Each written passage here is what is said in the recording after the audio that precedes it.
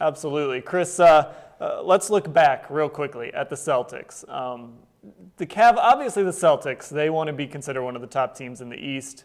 You got to go after the Cavs in that case. How does this Cavaliers team view the Celtics? Just as a little test, that little baby brother that keeps getting on your nerves, won't leave you alone, just keep nagging and nagging. That's the Celtics. Sooner or later, the Celtics are going to grow up and mature into a team better than what they are now. They're a good team, but I think right now they feel like the only advantage they have on the Cavaliers is that I think they feel like they can play physical with the Cavs, and they can be more physical than what the Cavs are accustomed to doing. With that being said, they just don't have the talent level, the depth and talent to be able to compete with the Cavs for 4 quarters.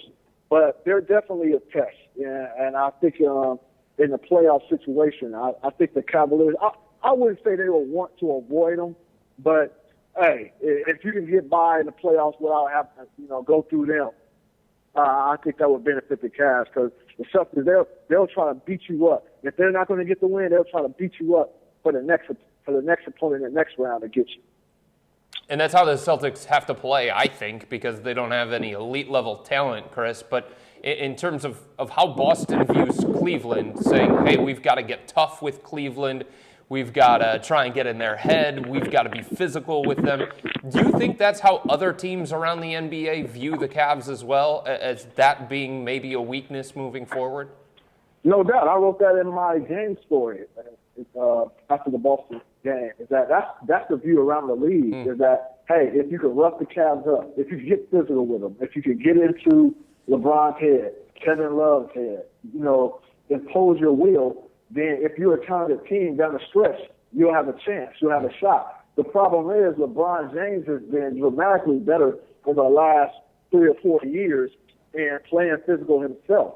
And so he can withstand that. It looks like he can, overcome that. Kevin Love and these other guys, Kyrie Irving, beating those guys up. We don't know. We don't know we don't know how they're going to respond to that. But that's definitely the scout report that's out in the Cavs. If you're a talented team and you want to have a chance to win, pound them and wear them down so they'll be putting in your hands down the stretch. Chris, I love Twitter because news can come out that Kyrie Irving is going to return on Thursday night, and then Kyrie Irving can go on Twitter and say, I hate to dwindle the news, as he put it, but he's not coming back tonight. You had reported in the offseason that a January return was likely. We keep getting closer to that. How close are we to Kyrie coming back? Could it happen by Christmas? Yeah, no, I actually reported that it was a chance it could extend out to January. Yeah. I've always thought myself that it would be sometime around mid-December. But no, I think Kyrie is going to be back for that Sunday game against Philadelphia. Makes all the sense in the world. Build his confidence up. What better team to build the confidence up than the 76ers? And then you get a couple of games under your belt. You get the Knicks. After that, a couple of games under your belt before that big Christmas game against the Golden State Warriors. To return for this game, even though there was a chance that he would play in this game, but to return for this game tonight against OKC, that's a daunting task, man. For a guy who has, worked as hard as he has, and for a guy who has been out as long as he has, confidence is probably the most important thing once you initially return. And Kyrie, he's definitely a star in this league, but I don't know if you want to test your confidence on the Russell Westbrook. You want to start things off on the right note. And I think Sunday's game is better suited for Kyrie and the Cavs. So, Chris, you don't think it's a time thing? Like Kyrie needs more time to get practice under his belt, to heal his body, to pass any kind of test? I was hearing, and I wrote this last week. He was behind the scenes trying to get the Cavs to activate him last week so he could play. And, I was also told that the, Cavaliers are going back and forth with how they're going to handle him once he comes back. I think if Kai came back last week, I think there was a chance they still would have sat him tonight's game. I think you may see a situation where that's how they're rolling them out there. They want to make sure they're still cautious.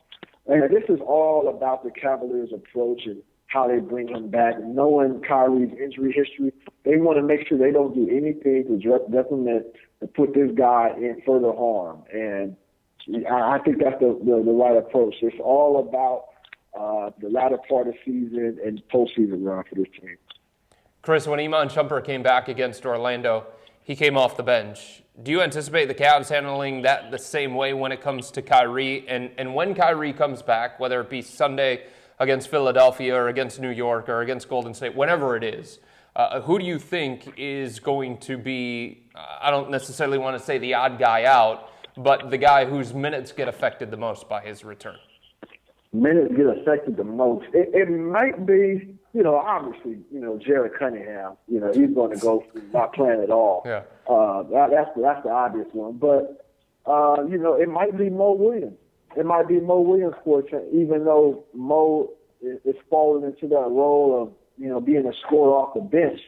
Black loves him some Matthew Dellavedova, and he has every right to love him. I don't know if he feels well. He said he does feel comfortable playing those two together in the backcourt in the second unit. But sooner or later, something is going to have to give. I don't know if it's initially to answer your question, Fedor, but something is going to have to give as far as the minutes between Dellavedova and Mo, because we've seen a lot where Dellavedova is finishing games. He's just comfortable with Dellavedova. He doesn't make many mistakes.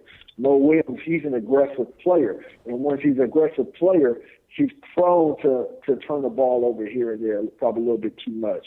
And when every possession is valuable, especially when you get to those important games, man, it's crucial to have somebody in there that you can trust. So I don't know initially to answer your question, Fedor, about whose minutes will be affected, but I think down the road, Dellavedova or Mo, somebody's going to have to give. As of right now, the way things are playing out right now, it looks like Mo's situation is going to probably dwindle. Chris, last question real quick. How long is Iman Shumpert going to be out with that groin injury? I think he'll be back. I think he'll be back Sunday. The Cavs, after the game, so first of all, Shump was just looking. He was just not responding. He was just sitting there in his locker stall, staring at the ground, just pissed. Obviously, the way he came back, fighting back to call back from that wrist injury, and then the supposition in the second game of the season, definitely a blow. But it wasn't anything severe. And the Cavs made it clear that, there's nothing wrong. There's really nothing wrong. There's a strain growing. I think he'll be back. I think he'll be back Sunday. All right, Chris Haynes, our Cavaliers beat reporter. Thanks for the time, Chris.